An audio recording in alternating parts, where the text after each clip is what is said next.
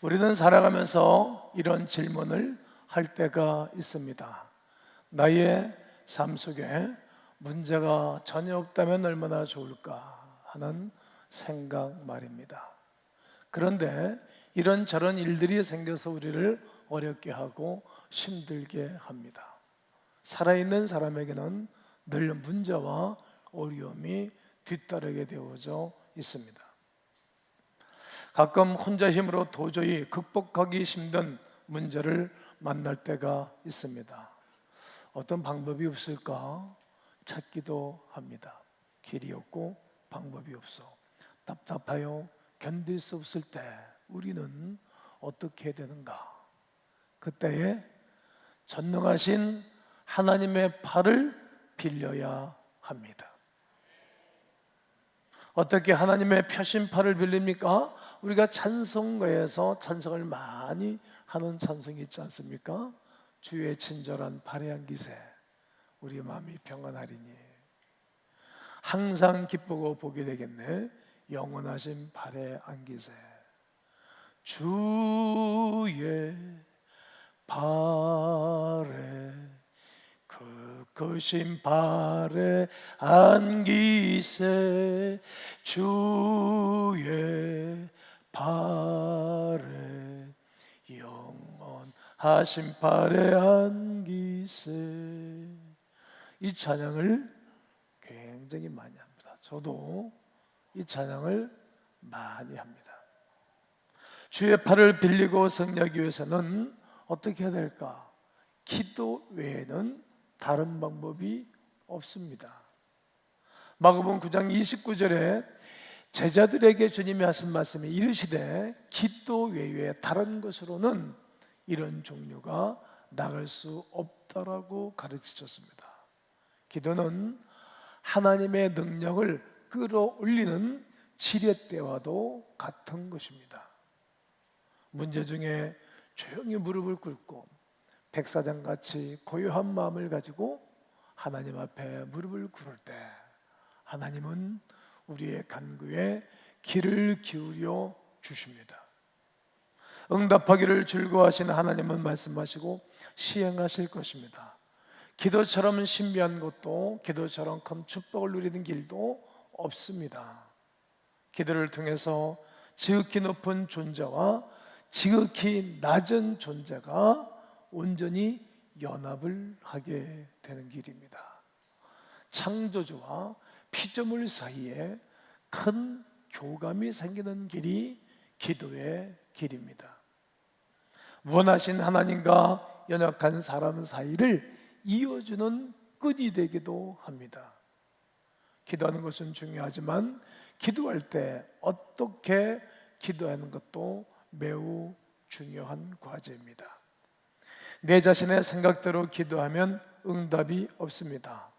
거만하고 자기 만족에 빠져 있는 바리새인의 기도에 대해서는 하나님이 책망만 하셨을 뿐입니다. 그러나 세리와 창기의 기도를 들으셨다라고 말씀하시고 나는 세리와 창기의 친구라고 주님이 말씀을 하셨습니다. 여러분 기도응답을 원하십니까? 늘 세리와 창기처럼 하나님 앞에 엎드리고 하나님의 도움이 없이는 내가 은혜의 삶을 살 수 없음을 고백하는 간구가 있기를 원합니다. 목회하면서 어느 자매가 저에게 와서 상담을 요청을 하였습니다. 목사님, 제가 아무개와 함께 결혼하고 싶은데 하나님의 뜻일까요?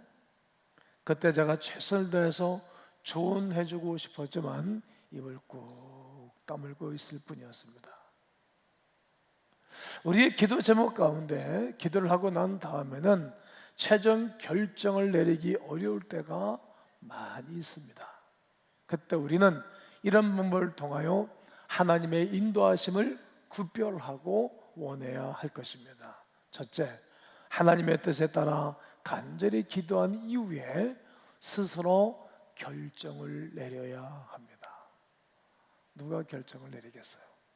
본인이 내리는 것입니다. 사람이 최종 결정을 내려야 하는 순간은 가장 고독한 시간입니다. 뭐 사업가에 있어서는 엄청난 이게 뭐 큰 기류에 있는 것 아니겠어요? 그때는 사람이 아닌 하나님만 보이셔야 합니다. 사람에게 물으면 더 가치 있는 일, 존귀한 일들을 못하는 경우가 많이 있습니다. 중요한 결정은 하나님의 뜻대로 기도한 이후에 본인이 해야 합니다. 그리고 결정한 후에는 뒤를 돌아보지 말고 앞으로 전진하여야 할 것입니다. 매번 이럴까 저럴까 하면서 고민하면 은혜의 삶을 살기가 어렵습니다. 시간과 세월이 마냥 우리를 기다려주고 있지 않기 때문입니다. 또 결정했다면 이제 스피드를 내는 것입니다. 그러면 어떻게 하나님의 뜻을 알고 하나님의 뜻대로 기도할 수 있습니까? 성령님이 도와주시면 됩니다. 아멘이십니까? 성령 하나님이 도와주시면 됩니다. 할렐루야. 어떻게 도와주십니까? 오늘 본문 1장 20절에서 사랑하는 자들아 너희는 너희의 지극히 거룩한 믿음 위에 자신을 세우고. 저는 이 예배당을 건축할 때 제가 지은 건물이 아니라 잘 모릅니다만 아마 기소가 잘 돼 있을 거예요. 우리 삼선체플에는 이 계단 쪽에 엘리베이터 쪽에는 15.5m를 팠어요. 그리고 거기다가 세미 터져가지고 이 보호막을 하고 이렇게 공구리를 쳤어요. 그리고 본당 쪽에는 약간 13.5m를 파고 거기다 이 콘크리를 비벼 놓고 그리고 목줄을 띄고 그리고 평을 잡아서 골조가 올라간 건물입니다. 기소가 튼튼히 되어 있으니까 15년 된 건물인데 튼튼하게 존재하고 있습니다. 기소가 잘 되어 있다는 거예요. 이처럼 우리에도 지극히 거룩한 믿음 위에 내 자신을 세우는 것입니다. 터는 예수 그리스도의 터 위에 나를 세우는 거예요. 여러분, 이렇게 모래 위에 집을 세우면 비가 오고 창수가 다 무너진다 그러잖아요. 그러나 반석 위에 집을 지으면 비가 오고 창수가 와서 무너지지 아니한다라고 산상수훈에서 주님은 가르치십니다. 그렇습니다. 내 거룩한 믿음 위에 내 자신을 세우고 반석에 신 예수 그리스도를 붙잡는 것입니다. 이 모든 것은 성령으로 기도할 때 가능한 것입니다. 그럼 우리가 기도할 때 성령님은 어떠한 역할을 하십니까? 저는 오늘 설교하는 설교자 역할을 하고 있지 않습니까? 이처럼 성령님의 역할이 있는데 그 중에 하나가 필요한 것을 가르쳐 주십니다. 성령님 우리가 기도해야 한다는 필요성을 의식하게 합니다. 야, 기도해야 되겠구나. 이런 생각을 넣어주시는 것입니다. 아픔을 느껴야 병원에 가듯이 무엇인가 필요해야 기도를 해야 되지 않겠습니까? 내가 지식이 너무나 부족하고 나 필요를 느껴야 공부하지 않겠어요? 자기 전문 지식도. 또 내가 허기를 느끼고 배고픔을 느껴야 먹는 것을 찾지 않겠습니까? 이처럼 우리에게 영적인 갈증을 느끼게 하는 것입니다. 그때 성령님은 역사하셔서 우리가 하나님 앞에 구하고 찾고 두드리게 하십니다. 이때 생각나는 성경이 있습니다. 마가복음 11장 24절 다 함께 읽습니다. 시작. 그러므로 내가 너에게 말하노니 무엇이든지 기도하고 구하는 것은 그리하면 너희에게 무엇이든지 기도하고 구하는 것은 받은 줄로 믿으라는 거예요. 믿음으로 구해야 된다는 거죠. 그럼 받은 줄로 믿어라. 구하는 것은 거룩한 욕망을 가진다는 뜻입니다. 거룩한 욕망입니다. 성령님은 우리에게 거룩한 욕망을 불어넣어 주십니다. 나를 위해서 기도하라고 계속 말씀하잖아요. 또 교회를 위해서 기도하라고, 또 순장님들은 순원들을 위해서 기도하라고 계속 성령이 말씀하지 않습니까? 저는 이렇게 원래 잠을 잘 자는 사람인데 잠자다가 중간에 깨워주는 일들이 많이 있어요. 성령이 깨워서 기도를 시키는 거죠. 그럼 1시에 일어나서 기도하다가 새벽에 나와서 설교할 때가 있고, 어떤 2시, 3시에 깨워서 기도하다가 중보 기도하다가 새벽에 설교할 때도 있습니다. 거룩한 욕망을 주시는 것입니다. 열린 마음을 주시고 구하도록 하나님의 성령은 일하시는 것입니다. 난 이 예배 가운데 성령님으로 말미암아 또다시 은혜의 필요성을 느끼게 되고, 그리고 부르짖어 기도함으로 하나님의 은혜를 누리는 시간 되기를 원합니다. 성령의 역사하심은 기도를 친히 이끄십니다.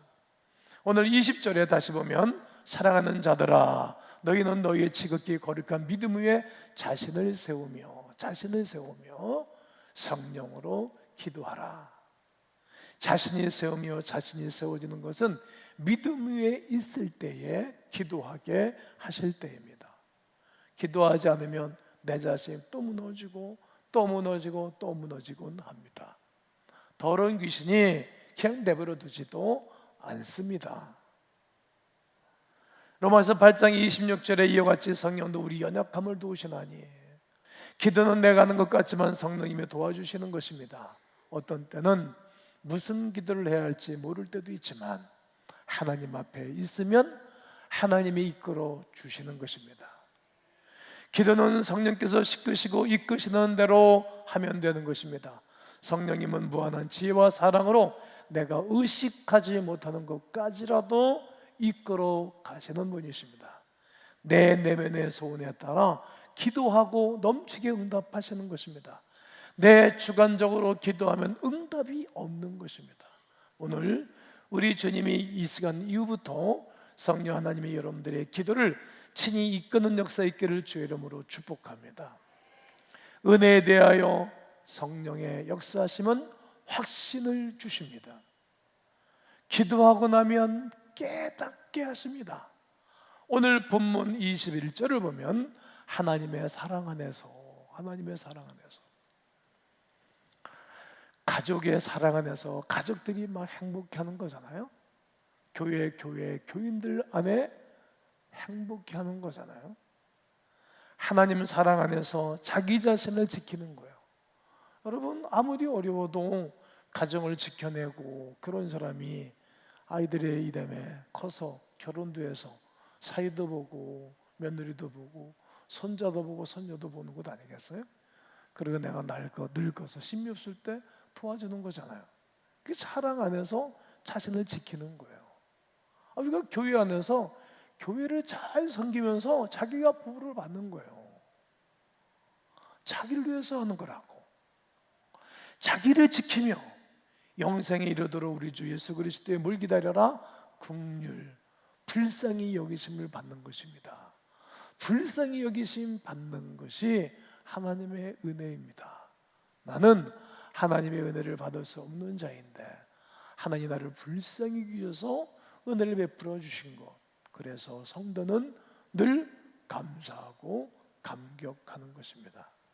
이것이 하나님의 은혜입니다. 우리가 하나님께 기도할 때 반드시 찾아오는 것은 2가지입니다. 첫째는 평안이고 두 번째는 감사입니다. 여러분, 지금 여러분의 마음이 평안하시면 하나님의 은혜 안에 머무르는 것입니다. 내가 평안이 없으면 여러분 점검해 보셔야 합니다.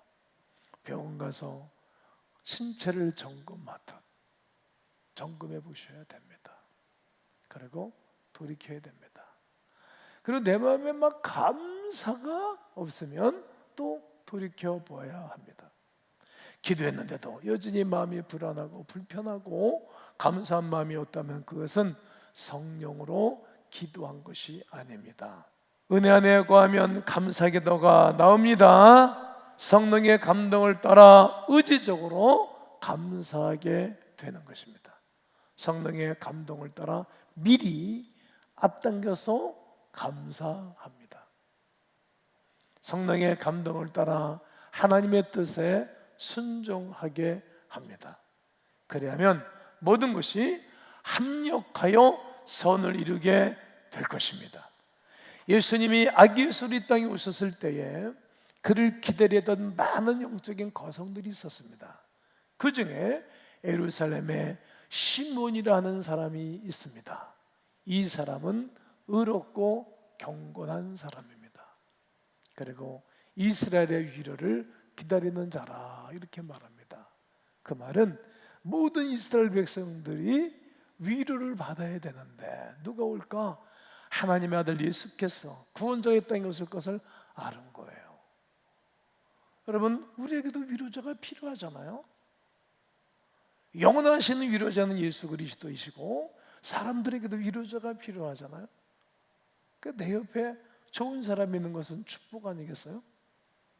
이런 응답을 받은 것입니다, 시므온이. 그런데 성령이 그 위에 계시더라. 늘 시므온 위에 성령님이 계실 거였어요.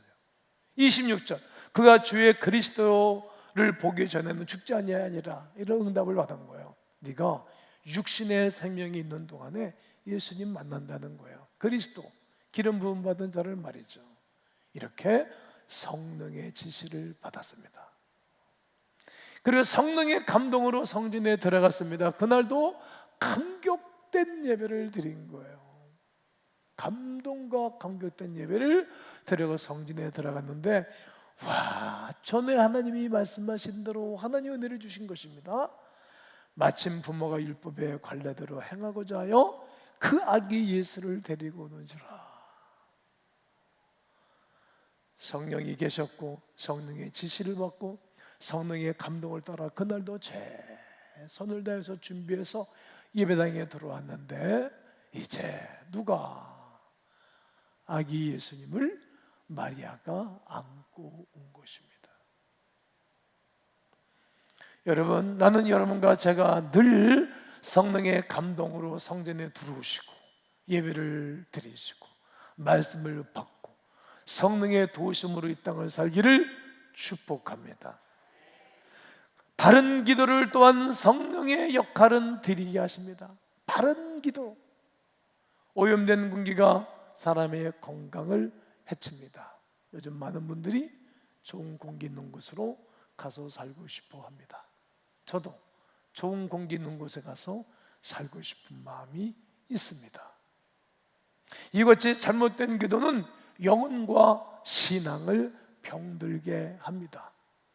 병만 들면 상관이 없습니다만, 바른 응답이 없기 때문에 피폐한 인생을 삽니다. 어떤 기도가 바른 기도입니까? 기도의 대상을 바로 잡아야 합니다. 한번 따라해 보세요. 기도의 대상을 바로 잡아야 합니다. 여러분, 기도는 하나님께 하는 거지 않습니까? 하나님을 사랑함으로 기도해야 됩니다. 다시 시편 16편 116편 1절에 여호와께서 내 음성과 내 간구를 들으심으로 내가 그를 뭐한도다? 사랑하는도다. 여러분, 사랑하는 사이는 이야기가 풍성합니다. 사랑하는 사이는 언어가 풍성합니다. 어느 때 남녀가 제일 말을 많이 하는 것이면 연애할 때 제일 많이 하고, 결혼하면 적게 하고, 결혼하고 난 다음에 애 낳으면 이제 옛날로 돌아가서 말을 안 한다고. 사랑하는 사이는 언어가 풍성해요. 주님을 사랑하면 언어가 풍성해요. 할 말이 굉장히 많은 거예요. 나이가 먹어가면서 자기 혼자 살고 나이가 먹어가면서 말해요. 말이 많아지는 사람이 있어요. 말이 많아지는 건 좋지만 하나님께 말이 많아지면 존귀한 자가 됩니다. 하나님을 사랑하면 기도하게 됩니다. 하나님을 창조주로 믿고 기도해야 합니다. 사도행전 4장 24절에 그들이 듣고 한 마음으로 제자들이 열심히 설교를 했더니 이제 방해하는 거예요. 복음을 전하지 못하도록 헤로드 왕이. 그때 한 마음으로 하나님께 소리를 높여 이르되 큰 소리로 제자들이 설교를 하고 기도를 했어요. 대주제여 하늘과 땅 천지와 바다와 그 가운데 만물을 지으신 모든 생명을 지으신 하나님이시오, 이렇게 기도하는 것입니다. 제자들은 소리를 높여 기도했습니다.